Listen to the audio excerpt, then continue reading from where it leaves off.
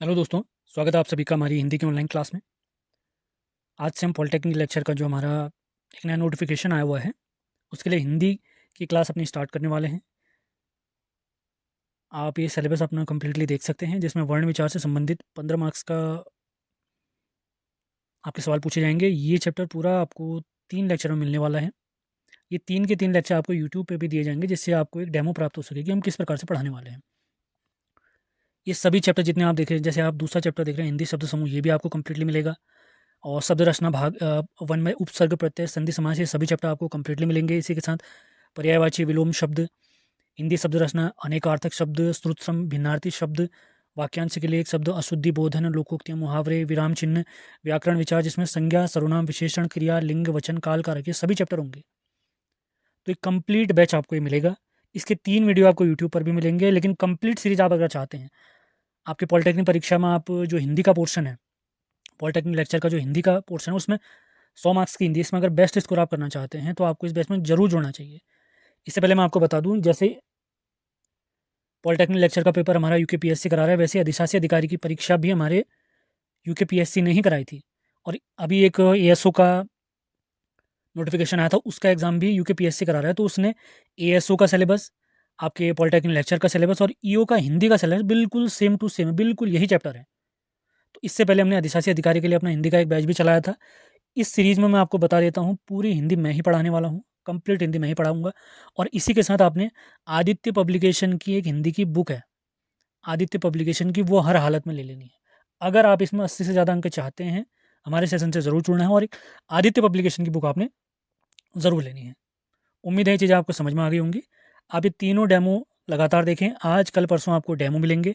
अगर मैं बैच की बात करूँ तो बैच हमारा 1 अगस्त से स्टार्ट होने वाला है, जिसमें आपको ये सभी वीडियो एक साथ मिल जाएंगे। आप अपनी मर्जी से कभी भी इन वीडियोज़ को देख सकते हैं। आपके एग्ज़ाम होने तक इसकी कंप्लीट वैलिडिटी रहेगी। कम से कम वैलिडिटी 6 माह की रहती है। उसके बाद अगर एग्ज़ाम आगे हो सकता है तो वैलिडिटी बढ़ा दी जाएगी, उसकी चिंता बिल्कुल ना करें। पूरा आपको ये बैच मिलने वाला है, कंप्लीट मिलने वाला है। अपना सब्जेक्ट तो आप अपनी तरफ से तैयार कर सकते हैं, लेकिन हिंदी की पूरी गारंटी हमारी तरफ से है। और इसी के साथ एक स्पेशल व्हाट्सएप ग्रुप भी बनाया जाएगा। जैसे ही आप इस बैच से जुड़ेंगे तो आपके लिए, आप सभी के लिए, जो पॉलिटेक्निक लेक्चर हिंदी के बैच वाले हैं, उन सभी के लिए एक स्पेशल व्हाट्सएप चैनल भी बनाया जाएगा, जिसमें मैं आपको पर्सनली गाइड करने वाला हूँ। उम्मीद है ये चीज़ें आपको समझ में आई होंगी। अगर एएसओ का किसी का एग्जाम है, वो इस बैच से जुड़ना चाहता है, तो वो भी इससे जुड़ सकता है। तो टाइम वेस्ट न करते हुए स्टार्ट करते हैं आज का सेशन। आज सबसे पहले हम देखेंगे व्याकरण किसे कहते हैं। ठीक, व्याकरण के बाद हम देखेंगे व्याकरण के कितने अंग होते हैं। व्याकरण एक ऐसा ग्रंथ है जो भाषा को कैसे लिखना है, कैसे समझना है, कैसे बोलना है, ये समझाता है हमें। अब इसके अंग देखेंगे। अंग हम इसके देखेंगे, व्याकरण के अंग अगर पूछता है तो व्याकरण के 3 अंग देखेंगे। सबसे पहले वर्ण देखेंगे, वर्ण के बाद शब्द देखेंगे, शब्द के बाद वाक्य देखेंगे। इसके बाद वर्ण वाला चैप्टर हमने स्टार्ट करना है, तो वर्णमाला देखेंगे। वर्ण के बाद वर्णमाला देखेंगे, वर्णमाला किसे कहते हैं, और उसके बाद हम वर्ण का भेद करेंगे। वर्ण के 2 प्रकार देखेंगे, एक स्वर देखेंगे और अगला व्यंजन। तो ध्यान रखेंगे, वर्ण को ही हम ध्वनि भी कहते हैं। जैसे मैंने अ कहा, ये क्या है, ध्वनि है। अगर इसी अ को मैं लिख देता हूं, ये वर्ण बन जाता है। मौखिक ध्वनि, मौखिक वर्ण अगर कहेंगे, या अगर मैं केवल मुख से ही बोलता हूँ, ध्वनि के थ्रू बोलता हूँ, तो वो केवल ध्वनि रहेगी। अगर उसी ध्वनि को मैं लिख लेता हूँ तो वो ध्वनि न रहकर क्या बन जाती है, वर्ण बन जाती है। और वर्ण के 2 टाइप होते हैं। वर्ण के कौन कौन से भेद हैं, एक स्वर है, एक व्यंजन है। आज हमने स्वर के बारे में देखना है। स्वर किसे कहते हैं, स्वतंत्र ध्वनियों को स्वर कहते हैं। स्वतंत्र ध्वनियों को क्या कहते हैं, स्वर कहते हैं। उसके बाद आता है व्यंजन।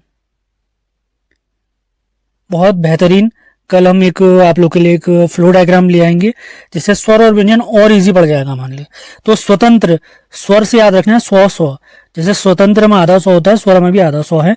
तो याद रखना, स्वतंत्र ध्वनियों को क्या कहते हैं, स्वर कहते हैं।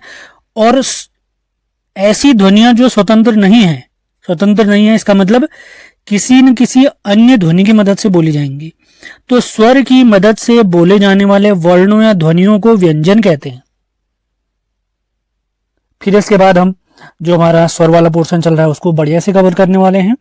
इसको 5 तरीकों से हम बांटने वाले हैं, जैसे मात्रा के आधार पर, मात्रा के बाद देखेंगे ओष्ठ, ओष्ठ यानी होंठ की आकृति के आधार पर, उसके बाद जीभ के प्रयोग के आधार पर स्वर देखेंगे, चौथा टाइप देखेंगे हम मुख द्वार के आधार पर, और पांचवा टाइप हम देखने वाले हैं अनुनासिकता के आधार पर स्वर का वर्गीकरण। तो ये बेसिक आइडिया हो गया, ब्रीफ आइडिया हो गया आज के लेक्चर का। तो डिटेल में आज का लेक्चर पढ़ना स्टार्ट करते हैं। तो सारे पॉइंट मैंने यहाँ पे लिखे हैं, कुछ एडिशनल पॉइंट मैं बताने वाला हूँ, तो उन चीज़ों को आपने नोट डाउन करना है। पीडीएफ में सारी चीज़ें तो मिलेंगी ही, जो एडिशनल चीज़ें मैं बता रहा हूँ वो आपने स्वयं से ऐड करनी है। तो सबसे पहले आता है व्याकरण। व्याकरण क्या है, इसका अगर विच्छेद में करता हूँ, वि धन आ धन करण, जिसका अर्थ बनता है भली भांति समझना। जैसे हमने भाषा पढ़ा था, मनुष्य की व्यक्त वाणी ही क्या है, भाषा है। जो अपने विचारों का हम आदान प्रदान करते हैं वो किसके माध्यम से करते हैं, तो भाषा के माध्यम से करते हैं। तो इसी भाषा का उच्चारण, लेखन, प्रयोग किस प्रकार करना है, यही समझाने वाला ग्रंथ हमारा क्या है, व्याकरण है। संस्कृत व्याकरण के लेखक कौन है, मैंने आपको बता रखा है। प्राकृत व्याकरण के लेखक कौन है, पिछले लेक्चर में सारा कुछ पढ़ाया हुआ है। जिसने प्रीवियस वीडियो देखी होंगी उनको याद होगा ये सारा पोर्शन। आगे बढ़ते हैं, अब देखते हैं व्याकरण के अंग। सबसे पहला आता है वर्ण विचार, उसके बाद शब्द विचार, और उसके बाद वाक्य विचार। आज का लेक्चर है हमारा वर्ण विचार। वर्ण विचार के अंतर्गत देखेंगे। उससे पहले कुछ पॉइंट आपको यहाँ पे देखने को मिल रहे होंगे, मैं इनको एक बार एक्सप्लेन कर देता हूँ बढ़िया से। तो कुछ इंपॉर्टेंट तथ्य लिखे हैं, जब ये चैप्टर समाप्त हो जाएगा तो ऑटोमेटिक हमें सारी चीजें समझ में आ जाएंगी। अभी लिखा है तो मैं आपको समझा देता हूँ। सबसे पहला पॉइंट है, हिंदी में उच्चारण के आधार पर वर्ण कितने हैं, 45 है। 45 का मतलब 10 हमारे स्वर, 35 हमारे व्यंजन। और लेखन के आधार पर ये कितना बताते हैं, 52। लेखन के आधार पर कितने, 52। उच्चारण के आधार पर कितने हैं, 45। उच्चारण के आधार पर 45 और लेखन के आधार पर कितने हैं, 52 है। अब यही पोर्शन मैं आपको एक बहुत बढ़िया तरीके से समझा देता हूं, थोड़ा इजी पड़ जाएगा हमारे लिए। तो हमने क्या देखा था, लेखन के आधार पर कितने वर्ण थे, तो लेखन के आधार पर जो हमारे वर्ण थे उनकी संख्या थी 52। इन 52 को हमने कैसे बांटा था, 13 + 39 में। अब यहाँ पे स्वर देखें तो कितने हैं, 1 2 3 4 5 6 7 8 9 10 11 12 और 13। तो ये जो स्वर हैं जो हमने 13 देखे हैं, लेखन के लिखने के आधार पर है। अगर उच्चारण में देखें तो उच्चारण में भी कौन कौन अलग हो जाते हैं, अंक अलग हो जाता है, अह अलग हो जाता है और री अलग हो जाता है। अंक और अह को हम संयुक्त रूप से अयोगवाह कहते हैं। और री क्या है, री जो है हमारा ये संस्कृत का स्वर है। तो 13 में से 3 माइनस करेंगे तो कितने बचेंगे स्वर, 10। तो हिंदी में उच्चारण के आधार पर स्वरों की संख्या कितनी है, 10 है। और व्यंजन कितने, और अगर लेखन के आधार पर स्वर की संख्या कहेंगे तो 13। 13 कैसे हैं आप लोग को समझना है, ये आप 13 देख सकते हैं। अगर इनका टिक अगर मैं हटा दूं तो ये आप देख सकते हैं 13 बन गए। स्वर को तो हमने कवर कर दिया, अब ऐसे व्यंजन को देख लेते हैं एक बार। अब व्यंजनों की बात अगर हम करते हैं तो व्यंजनों में ध्यान देंगे, लिखने के आधार पर व्यंजनों की संख्या कितनी थी, 39 थी। जबकि उच्चारण के आधार पर इनकी संख्या कितनी थी, 35 थी। अब 39 कैसे बनते हैं, सबसे पहले बनते हैं स्पर्श व्यंजन 25, जिसमें क, च, ट, त और प वर्ग आते हैं। ये वर्ग के बारे में जब व्यंजन पढ़ेंगे कल हम, तब आपको समझ में आ जाएगा। आज मैं वर्णमाला का बेसिक आइडिया आपको दे रहा हूँ। 2 बनते हैं हमारे द्विगुण, जिसमें ड, इसको अड पढ़ते हैं और ढ के नीचे बिंदु लगा देंगे तो ये बन जाता है अढ़। 2 ये हो गए। अंतस्थ बनते हैं 4, जिसमें य, र, ल, व 4 शामिल होते हैं। ऊष्म बनते हैं 4, श, श, स और ह। संयुक्त बनते हैं 4। तो संयुक्त में कौन कौन से, क्ष, त्र, ज्ञ और स्र। 25 और 2 29, 29 और 4 33 यानी 33, 33 और 4 29 और 4 33, 33 और 4 तो इनको ये 27, 25 और 2 27, 27 और 4 31, 31 और 4 हमारे 35, 35 और 4 39, 39 इस प्रकार बन जाते हैं। अब अगर मैं देखूं, हमने क्या देखा था, उच्चारण के आधार पर इनकी संख्या कितनी थी, उच्चारण के आधार पर जो हमारे वर्ण हमारे व्यंजन थे उनकी संख्या 35 थी। अब ये 35 बनते कैसे हैं उनको भी देख लेते हैं। कौन कौन सा पोर्शन मैं गायब कर देता हूँ वही देखते हैं यहाँ पर।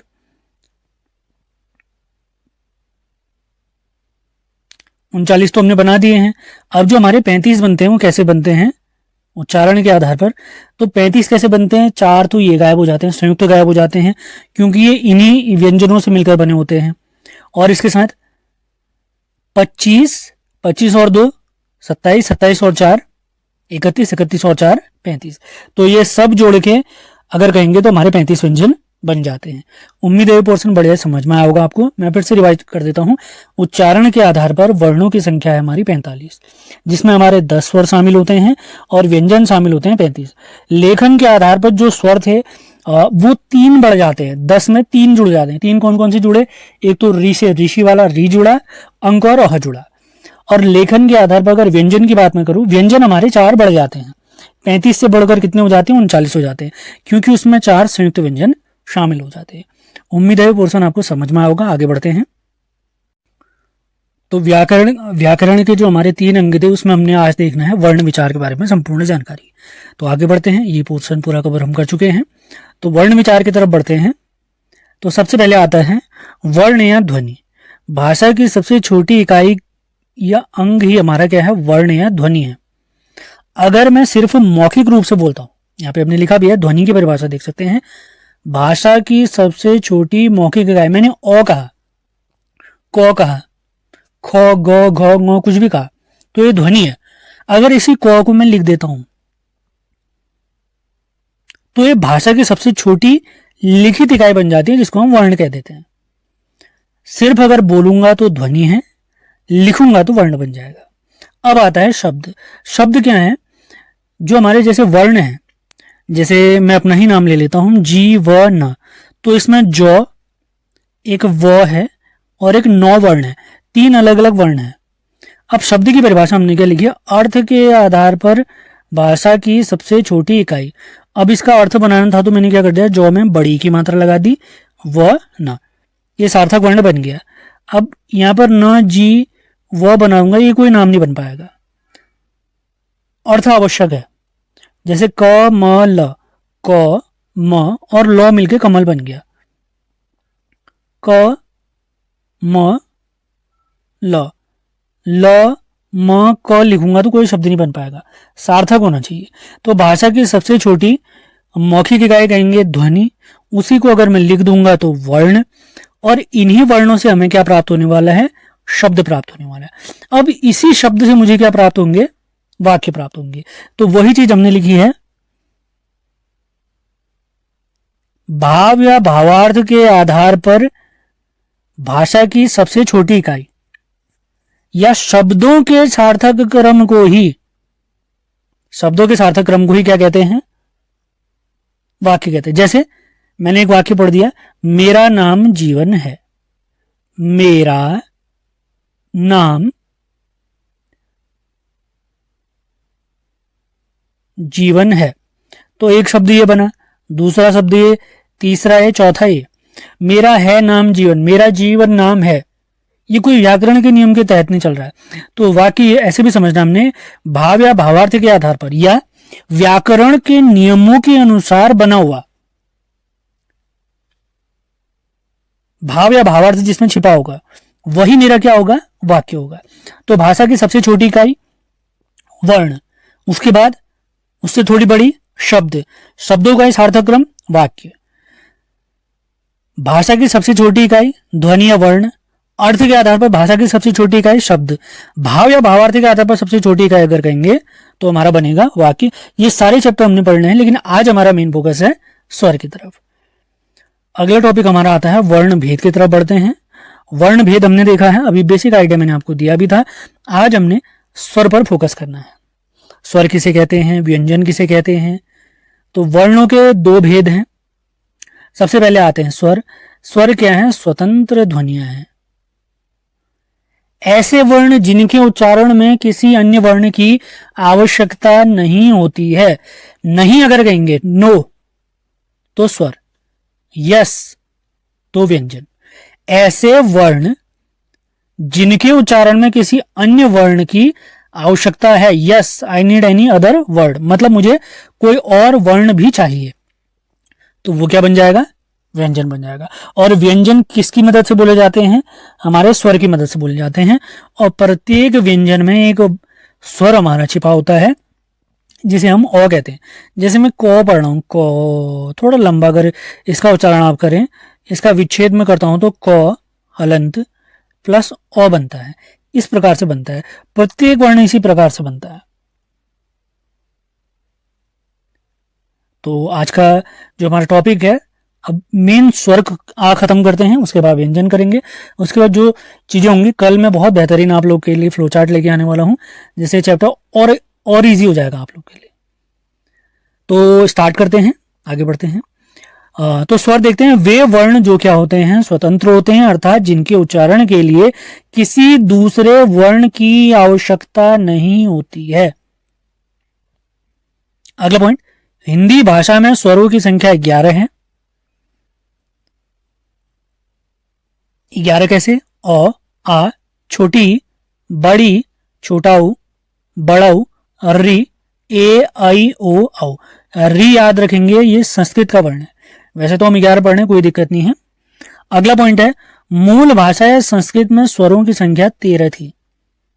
11 तो ये हो गए, इसके अलावा संस्कृत में 2 और एक्स्ट्रा होते थे। एक री के नीचे एक और, अगर मैं इसको लिख के बना दूं आप लोग के लिए, जैसे मैंने री बनाया, ये री, एक और री बना दिया, ये री, और एक लिरी बनता है जो मूल भाषा यानी संस्कृत में प्रयोग होता है। हिंदी में स्वरों की संख्या कहेंगे तो 11 याद रखना है। कुल स्वर कहेंगे तो याद रखना है आपने 13 याद रखना है, क्योंकि अंक और अह भी शामिल हो जाता है उसमें। अयोगवाह, अंक और अंक यानी अनुस्वार, अह यानी विसर्ग, जिसे हम अयोगवाह भी कहते हैं। जैसे लेखन के आधार पर 13 स्वर देखे थे, तो याद रखना है कुल स्वरों की संख्या अगर पूछते हैं हमसे, तो कुल स्वर हमारे 13 है। आगे बढ़ते हैं। अब बढ़ते हैं, जो मैंने आपको बताया था कि हिंदी स्वरों का हम अलग अलग तरीके से 5 प्रकार से वर्गीकरण करने वाले हैं। 5 प्रकार कौन कौन से हैं? सबसे पहले मात्रा के आधार पर, मात्रा के बाद आएगा ओष्ठ यानी होंठ के आकार के आधार पर, उसके बाद जीभ के प्रयोग के आधार पर, उसके बाद मुख द्वार के आधार पर, उसके बाद अनुनासिकता के आधार पर। आगे बढ़ते हैं, हिंदी स्वरों का वर्गीकरण। सबसे पहला है मात्रा या उच्चारण काल के आधार पर। मात्रा या उच्चारण काल के आधार पर काफी इंपॉर्टेंट पॉइंट है, ध्यान देंगे। और सारे महत्वपूर्ण तथ्य मैं यहां पे लिखाने वाला हूं। जो यहां पे लिखे हैं अच्छी बात है, जो नहीं लिखे हैं उसको आपने नोट डाउन करना है, अपने नोट्स में शामिल करना है उन्हें। तो सबसे पहले आता है मात्रा या उच्चारण। मात्रा या उच्चारण के आधार पर, तो इसके आधार पर ये बनते हैं 2 टाइप के। देखिए, मात्रा और उच्चारण के आधार पर अगर हिंदी में कहेंगे कितने टाइप हैं, तो हिंदी में मात्रा के आधार पर स्वरों के 2 प्रकार हैं, ह्रस्व और दीर्घ स्वर। संस्कृत में अगर पूछते हैं तो संस्कृत में इनके टाइप हैं 3, उसमें प्लुत भी शामिल हो जाता है। हिंदी में मात्रा या उच्चारण के आधार पर स्वरों के 2 प्रकार हैं, ह्रस्व और दीर्घ। और संस्कृत में 3 टाइप हैं, ह्रस्व, दीर्घ और प्लुत। सारे पॉइंट ध्यान में रखते हुए चलना है। तो सबसे पहले देखते हैं ह्रस्व स्वर, जिसे एक मात्रिक स्वर या लघु स्वर या छोटा स्वर, इन नामों से भी जाना जाता है। वैसे इसे एक और नाम मैं आपको बता देता हूं, इसे मूल स्वर भी कहते हैं। किसे? ह्रस्व स्वर को। जिन वर्णों के उच्चारण में कम समय या एक मात्रा के बराबर समय लगता है, उन्हें क्या कहते हैं? ह्रस्व स्वर या एक मात्रिक स्वर या लघु स्वर या छोटा स्वर। उदाहरण क्या है? उदाहरण है हमारे अ, छोटी ई, छोटा ऊ और रे। उम्मीद है ये चीजें आपको समझ में आई हैं। अब इसी का विपरीत हमारे दीर्घ स्वर में चल जाएगा। आगे बढ़ते हैं। हिंदी में मात्रा के आधार पर, मात्रा या उच्चारण काल के आधार पर स्वरों के 2 प्रकार हैं। दूसरा टाइप देखते हैं, दीर्घ स्वर या द्विमात्रिक स्वर। इसे संधि स्वर भी कहते हैं। संधि स्वर क्यों कहते हैं अभी मैं समझाने वाला हूं, चिंता बिल्कुल न करें। आगे बढ़ते हैं। जिन वर्णों के उच्चारण में ह्रस्व से अधिक समय लगता है, या ह्रस्व का 2 गुना समय लगता है, या 2 मात्रा के बराबर समय लगता है, उन्हें ही क्या कहते हैं? दीर्घ स्वर भी कहते हैं, द्विमात्रिक स्वर भी कहते हैं और संधि स्वर भी कहते हैं।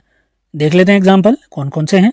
आ, बड़ी, बड़ऊ, ए, आई, ओ और औ।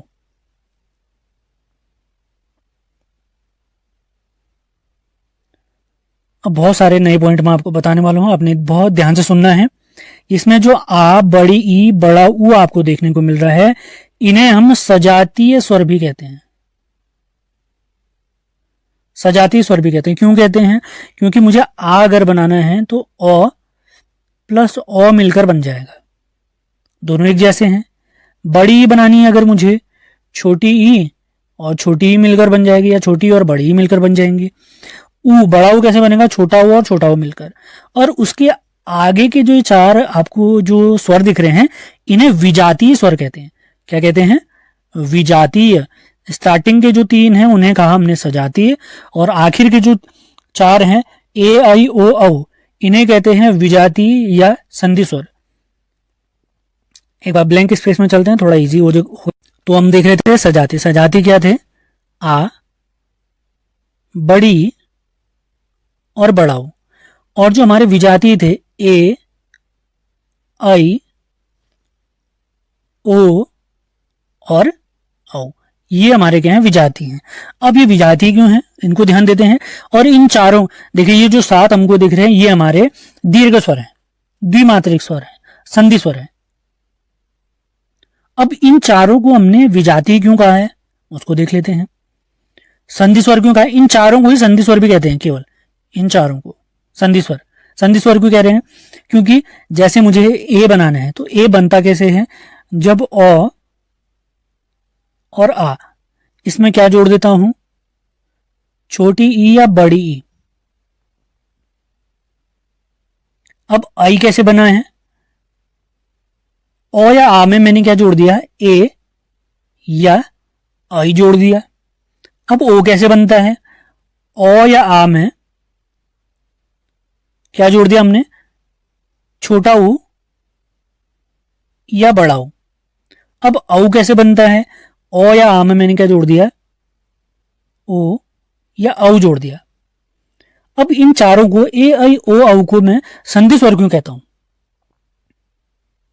अगर जब संधि वाला चैप्टर पढ़ेंगे तो संधि आपको बता दूंगा। मैंने क्या कहा है? ए आई ओ औ, इन चारों को हम संधि स्वर कह रहे हैं, क्योंकि ए और ओ संधि के वैसे तीन टाइप होते हैं। एक होता है स्वर संधि, एक होता है व्यंजन संधि, और एक होता है विसर्ग संधि। तो स्वर संधि के अंतर्गत हम देखते हैं दीर्घ संधि, गुण संधि, वृद्धि संधि, अयादि और यण। जब ए और ओ कैसे बन गए मैंने आपको बता दिया। तो गुण संधि में क्या होता है? ए और ओ मिलकर बन जाते हैं। अब आई और औ किस में बनते हैं? ये वृद्धि संधि में बनते हैं। ये वृद्धि संधि के एग्जाम्पल है। तो इसी वजह से इन चारों को हम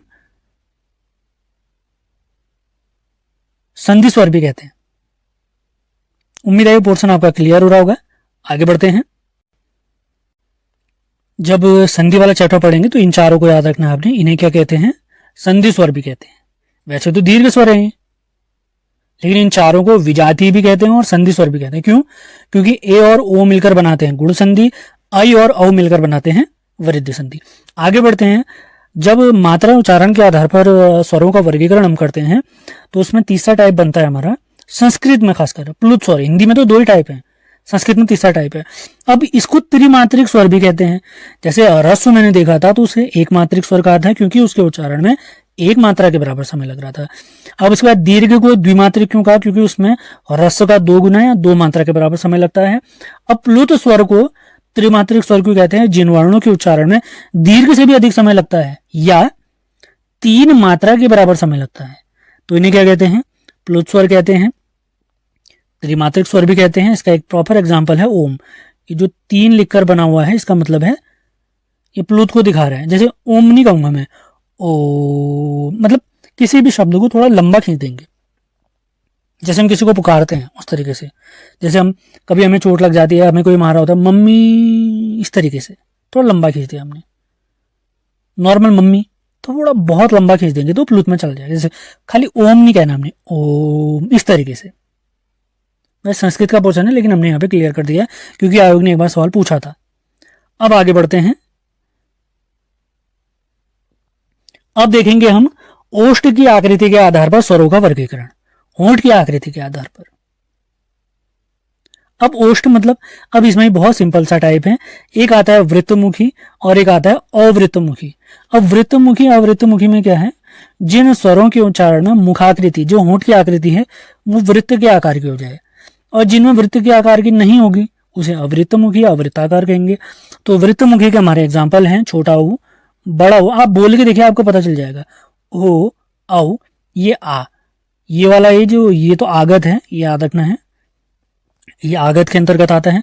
अवृत्तमुखी, इसके अलावा बचे हुए सब अवृत्तमुखी में चल जाएंगे, जैसे ओ, आ, छोटी, बड़ी और री, ए और आई, ये सब हमारे किस में चल जाएंगे, अवृत्तमुखी में। अब आ के बारे में हमने यहाँ पे लिखा है, यह आगत या विदेशी स्वर है, इसे वृत्ताकार स्वर में गिना जाता है। चंद्र बिंदु इसमें होता है, जैसे हम देखते हैं डॉक्टर। अब डॉक्टर मैंने लिखना है, मैं ऐसे थोड़ी लिखता हूँ डॉक्टर, ऐसे लिखता हूँ कि डॉक्टर, एक सेकेंड, मैं डॉक्टर, जैसे हम कॉलेज लिखते हैं, उच्चारण में जैसे कर रहा हूँ तो कॉलेज मतलब ऐसा लग रहा है जैसे ऐसे लिखूंगा मैं कॉलेज, लेकिन ये गलत है, हम ऐसा नहीं करते हैं। हम क्या करेंगे, का के ऊपर ऐसा बिंदु बना देंगे, चंद्र में अर्धचंद्र बना देंगे।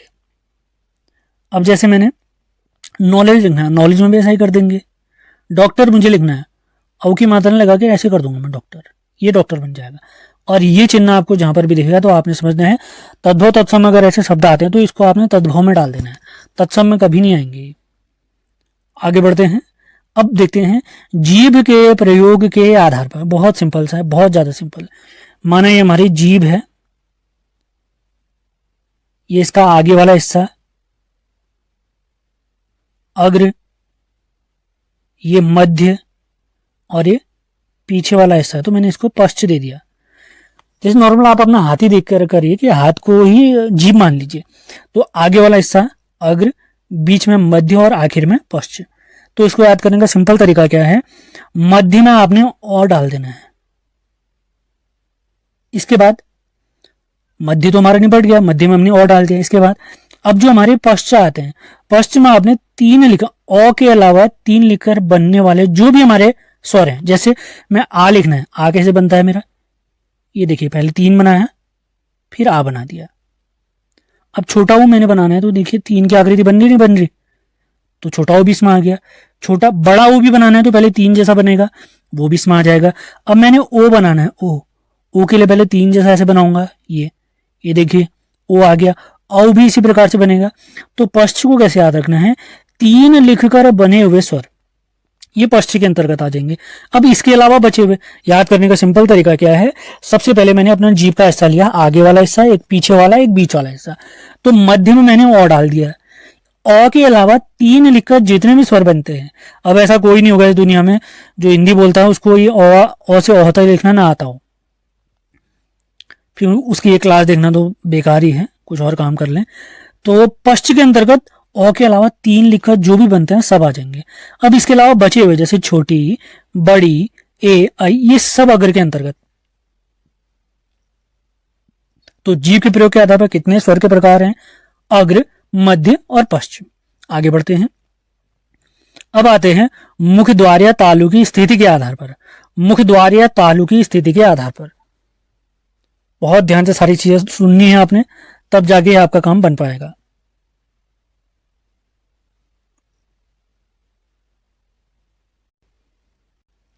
तो मुख द्वार या तालु की स्थिति के आधार पर या मुखाकृति के आधार पर जो हमारे स्वर हैं उसके 4 टाइप हैं। कौन कौन से, विवृत्त, अर्धविवृत्त, संवृत्त या अर्धसंवृत्त, 4 टाइप हो गए। विवृत्त में क्या होता है, इनके उच्चारण मुख द्वार पूरा खुलता है, जैसे आ ऐसे थोड़ी बोलता हूं मैं, आ, ओ, आ, इस तरीके से। अर्धविवृत्त में क्या होगा, विवृत्त से थोड़ा कम होगा या उसका आधा हो जाएगा। मुख द्वार विवृत्त के मुकाबले आधा खुलेगा, जिसके अंतर्गत ओ, आई, औ आ जाएंगे। अब संवृत्त में क्या होगा, इनके उच्चारण में मुख द्वार लगभग बंद रहता है, मतलब थोड़ा सा खुलेगा, थोड़ा कम खुलेगा, मतलब विवृत्त और अर्धविवृत्त से कम खुलेगा। जिसमें कौन कौन से शामिल हैं, छोटी, बड़ी, छोटा ऊ, बड़ा ऊ और री। अब इसके बाद आता है अर्धसंवृत्त। अब इनके उच्चारण में क्या होगा, मुख द्वार लगभग बंद रहेगा, ये ऐसे कह सकते हैं संवृत्त के मुकाबले आधा खुलेगा। अब बचे हुए सारे किसमें आ जाएंगे, ए और ओ, ये इसमें आ जाएंगे। ए और ओ किस में आ जाएंगे, अर्ध संवृत में। तो अभी तक हमने क्या क्या देखा, सबसे पहले मात्रा उच्चारण के आधार पर स्वर के कितने टाइप थे, 2 टाइप थे, ह्रस्व और दीर्घ। संस्कृत में बात करेंगे तो 3 टाइप थे, तीसरा टाइप था प्लुत। उसके बाद हमने देखा ओष्ठ या होंठ की आकृति के आधार पर वृत्तमुखी और अवृत्तमुखी। उसके बाद हमने देखा जीभ के प्रयोग के आधार पर स्वर के प्रकार 3 होते हैं, अग्र स्वर, मध्य स्वर और पश्च स्वर। उसके बाद आता है चौथा मुख द्वार या तालु की स्थिति के आधार पर। मुख द्वार या तालु की स्थिति के आधार पर 4 टाइप हैं, विवृत्त, अर्धविवृत्त, संवृत्त और अर्ध संवृत्त। इनके जो एग्जाम्पल इनके अंतर्गत आते हैं, कौन कौन से वर्ण इसमें शामिल होते हैं, वो बहुत ज्यादा इंपॉर्टेंट है। आगे बढ़ते हैं। अनुनासिकता के आधार पर, अनुनासिकता या नाक के प्रयोग के आधार पर स्वर के कितने प्रकार हैं, तो स्वर के 2 प्रकार हैं। सबसे पहले निर्नुनासिक, दूसरा आता है अनुनासिक। अब निर्नुनासिक, इसका मैं अर्थ आपको समझा दूं तो आपका काम हो जाएगा। निर्नुनासिक में क्या होगा, उच्चारण नाक से संबंध नहीं है।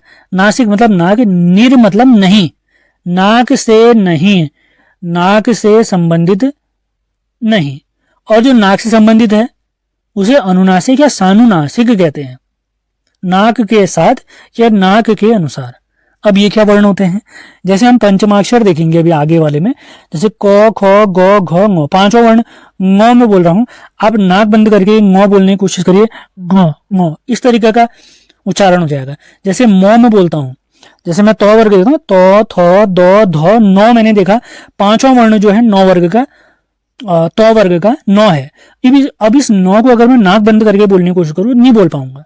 तो इसमें निर्नुनासिक में क्या होगा, नाक का प्रयोग नहीं होगा, मतलब जो वायु, जिस वायु के माध्यम से हम बोल पाते हैं वो नाक से नहीं आएगी। और अनुनासिक में नाक से भी वायु आनी आवश्यक है। तो निर्नुनासिक कैसे समझें, इसके उच्चारण में हवा केवल मुख से निकलती है, बिना चंद्र बिंदु के सारा इसमें कवर हो जाएगा, निर्नुनासिक।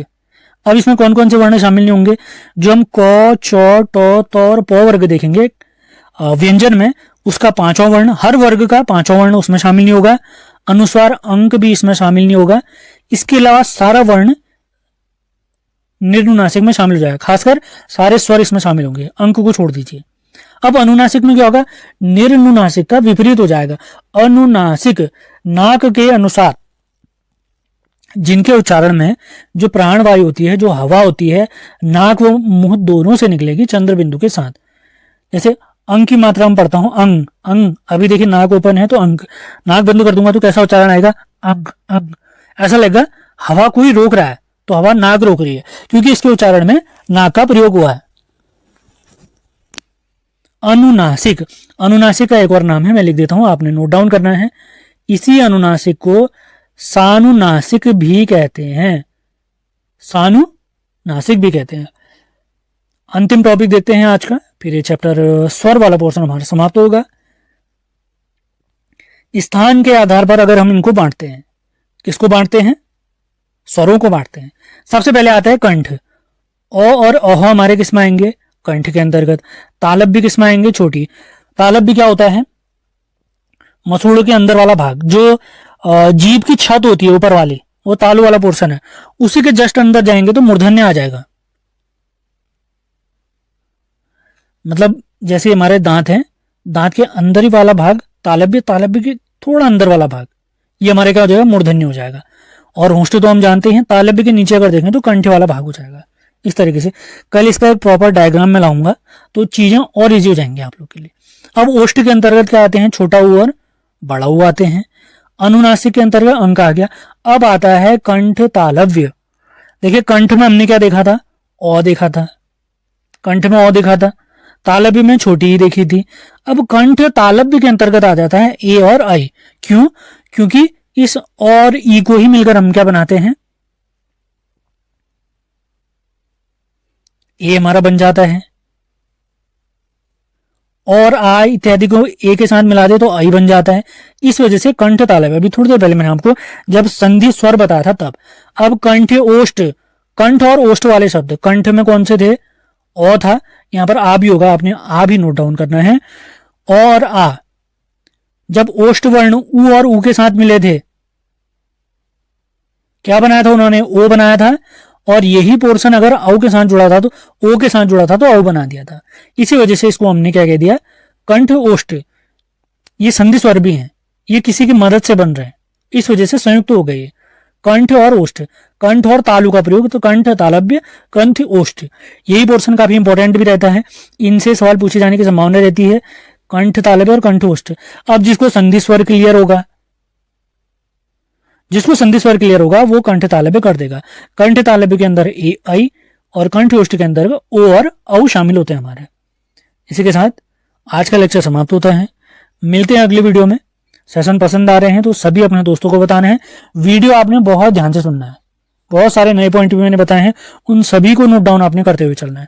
पीडीएफ आपको चैप्टर समाप्त होते ही ऐप पर तुरंत मिल जाएगी, इसकी चिंता बिल्कुल न करें। जो नए लोग जुड़े हैं वो पुरानी वीडियो पहले कवर कर ले बढ़िया तरीके से, अपने नोट्स बनाने हैं। जल्दबाजी बिल्कुल न करें, वीडियो बहुत छोटे छोटे बनाए गए हैं। आज का लेक्चर थोड़ा बड़ा हो गया क्योंकि बहुत सारी चीजें समझाने के लिए थी और चैप्टर भी मोस्ट इंपॉर्टेंट है इस वजह से। तो मिलते हैं अगली वीडियो में, धन्यवाद।